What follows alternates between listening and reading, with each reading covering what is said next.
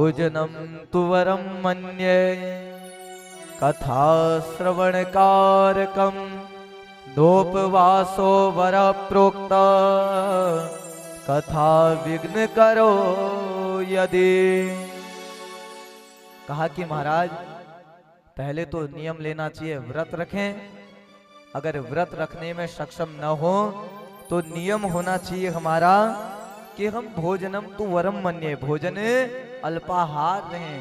अगर 4 रोटी की भूख है तो 2 ही खा कर आए हैं।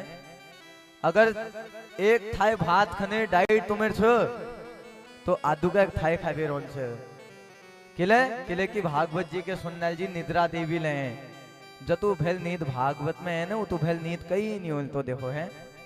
हाँ मिलकर बोलिए राधे राधे। तो निद्रा देवी बहुत अद्भुत आती है भागवत जी में, क्योंकि इस कथा को सुनने के लिए भूत भी आते हैं, पिशाच भी आते हैं, निशाचर भी आते हैं, भक्त भी आते हैं, भगवान भी आते हैं। भैया निद्रा देवी भी सबसे पहले आती है। नींद बहुत गजब आती है, चाहे वो नींद 2 ही मिनट की क्यों ना हो, लेकिन ऐसा लगता है स्वर्ग में पहुंच गए आज तो। इसलिए पड़ोसी भी डिस्टर्ब ना हो, भोजन कम करके आना है। मिलकर बोलिए राधे राधे।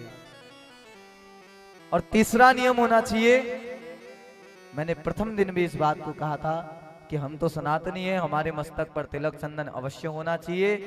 ये तिलक चंदन लगाने के नियम बहुत महत्वपूर्ण बताए गए हैं।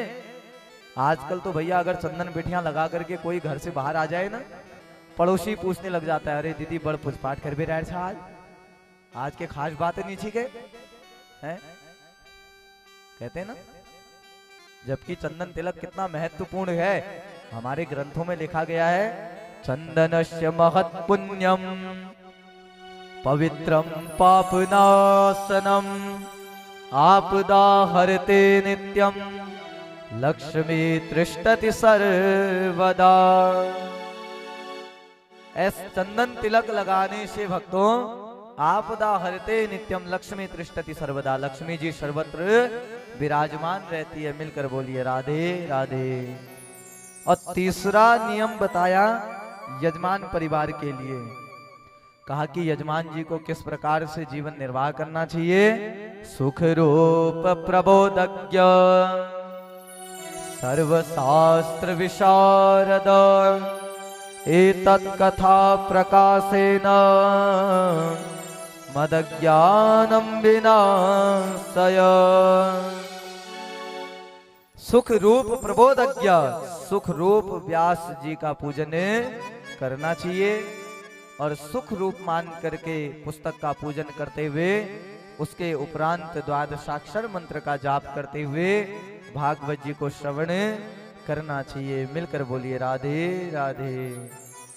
ये तो नियम बताए देखो भागवत जी के, और आप लोगों ने श्रवण किया होगा